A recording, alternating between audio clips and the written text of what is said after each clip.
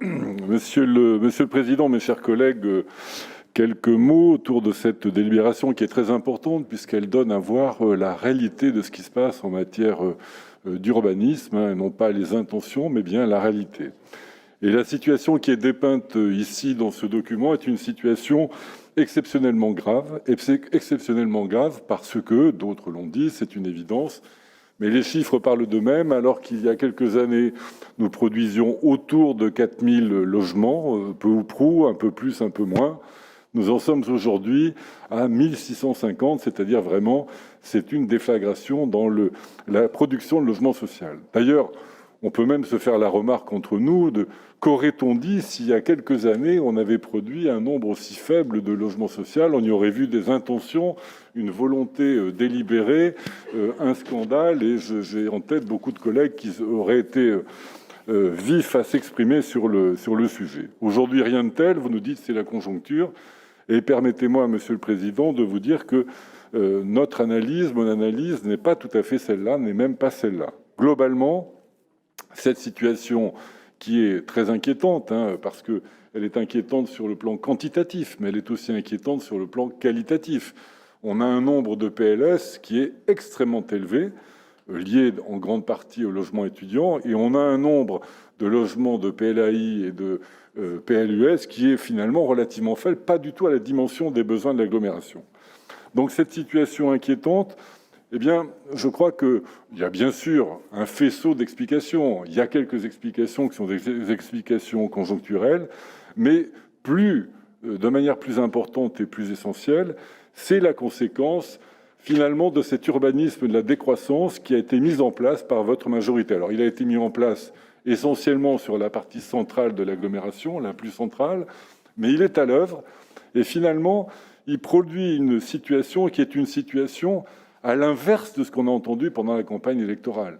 Ce qui menace aujourd'hui, c'est une situation d'apocalypse sociale au centre-ville. C'est une situation très grave, parce que la promesse qu'on avait entendue, et que je pense beaucoup d'électeurs ont entendue, celle d'une métropole au centre-ville, c'est une situation très grave, parce que la promesse qu'on avait entendue, et que je pense beaucoup d'électeurs ont entendue, celle d'une métropole plus solidaire, celle d'une métropole plus sociale. Comment voulez-vous qu'elle prenne cœur quand les gens ne trouveront plus, les plus modestes ne trouveront plus à s'installer au centre de l'agglomération? La gentrification dont on parle à intervalles réguliers, elle n'a jamais été aussi violente qu'elle ne le sera dans 1 ou 2 ans. Aujourd'hui, mon collègue Michel Labardin a bien souligné que l'impression qu'on a que la construction se maintient, elle est artificielle. Elle tient au programme du passé. Mais dans 2 ans, dans 3 ans, ce qu'on verra sortir, ce sera très peu de choses, parce que ce sera la réalité d'aujourd'hui. Et ça veut dire que, alors que déjà, on le sait bien, l'une des difficultés des grandes métropoles, c'est l'habitat et notamment le logement des plus pauvres, eh bien cette tendance, vous allez puissamment la conforter, la développer. Et finalement, la ville, la métropole verte et rose, c'est une métropole d'une grande violence sociale.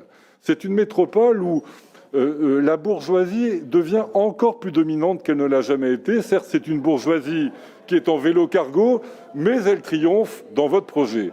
Et cette contradiction-là, Monsieur le Président et Monsieur le maire de Bordeaux, parce que ça se passe beaucoup à Bordeaux également, c'est une contradiction que vous aurez à nous expliquer.